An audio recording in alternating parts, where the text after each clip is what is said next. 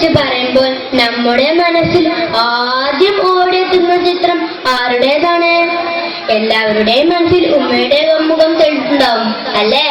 കാരണം ഉമ്മയുടെ സ്നേഹത്തിനും കരുണക്കും പകരമാക്കാൻ പറ്റുന്ന ഒരു സൃഷ്ടിയും ഭൂലോകത്തില്ല, റസൂലുള്ളാഹി സ്വല്ലല്ലാഹു അലൈഹി ഒഴികെ.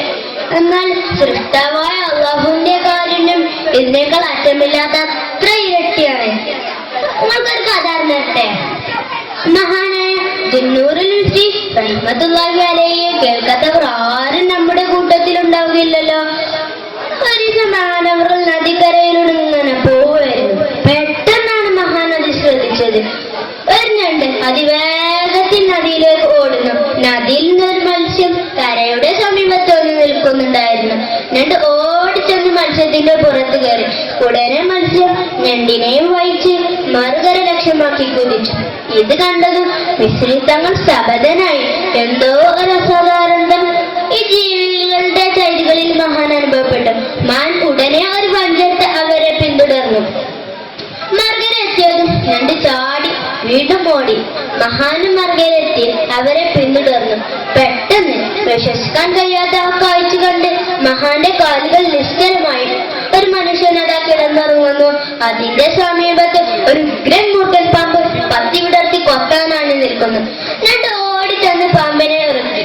പാമ്പ് കിടന്നു പിടഞ്ഞു, പിന്നെ നിശ്ചലമായി. മിസ്രി തങ്ങൾ ഇദ്ദേഹത്തെ അതിശോക്തിയോടെ ഒന്ന് നോക്കി. ഇദ്ദേഹം ഒരു മഹാൻ തന്നെ. അല്ലാഹുവിന്റെ മഹത്തായ കാബ ലഭിക്കാൻ ഇത്രയും അത്ഭുതങ്ങൾ നടന്നെങ്കിൽ ഇദ്ദേഹം അല്ലാഹുവിന്റെ ഇഷ്ടദാസൻ തന്നെയായിരിക്കും. മിസ്രി തങ്ങൾ അദ്ദേഹം ഉറക്കുണരുന്നത് വരെ കാത്ത് അവിടെ നിന്നു. കുറച്ചു നേരം കഴിഞ്ഞു. അദ്ദേഹം കണ്ണു തുറന്നു. തന്റെ മുമ്പിൽ നിൽക്കുന്ന മിസ്രി തങ്ങളെ കണ്ട് അദ്ദേഹം വിറക്കാൻ തുടങ്ങി. പരിഭ്രാന്തിയോടെ എഴുന്നേൽക്കാൻ ശ്രമിച്ചെങ്കിലും കാൽ നിലത്തിറക്കാതെ അദ്ദേഹം നിലത്ത് വീണു. മിസ്രി തങ്ങൾ അദ്ദേഹത്തെ സമീപിച്ചു ചോദിച്ചു, മഹാനവറുകളെ, അങ്ങ് ആരാണ്? മഹാനോ? ഞാനോ? അങ്ങ് എന്താണ് ഈ പറയുന്നത്? മിസ്രി തങ്ങൾ നടന്ന സംഭവങ്ങളെല്ലാം വിവരിച്ചു.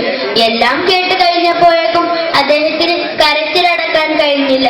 മിസ്രി തങ്ങളെ, ഞാനൊരു കുടിയനാ. അള്ളാഹുവിന്റെ കൽപ്പനകളെല്ലാം ലംഘിച്ച പാപിയാണ്. എന്നിട്ടും എന്റെ രക്ഷിതാവ് എന്നെ സംരക്ഷിച്ചെന്ന അവനെത്ര കാരുണ്യവാനാണ്. ഇനി ഒരിക്കലും ഞാൻ എന്റെ റബ്ബ് പറഞ്ഞതിനെതിരെ പ്രവർത്തിക്കൂല. കൂട്ടുകാരെ, അതൊരു ശപഥമായിരുന്നു. പിന്നെ അദ്ദേഹം വലിയൊരു ആബിദായി മാറിയെന്നാണ് ചരിത്രം. കണ്ടോ, ഇതാണ് അള്ളാഹുവിന്റെ കാരുണ്യം. ഇത് മനസ്സിലാക്കി നാം എല്ലാവരും അള്ളാഹുവിന് ഇബാദത്ത് എടുക്കണം, അവന്റെ കൽപ്പനകൾ അനുസരിക്കണം. അള്ളാഹു നമ്മെ നല്ല ആബിദും ആരും ആക്കട്ടെ. നിങ്ങളൊക്കെ എനിക്ക് വേണ്ടി ദുആ ചെയ്യണം എന്ന ആശയത്തോടെ. അസ്സലാമു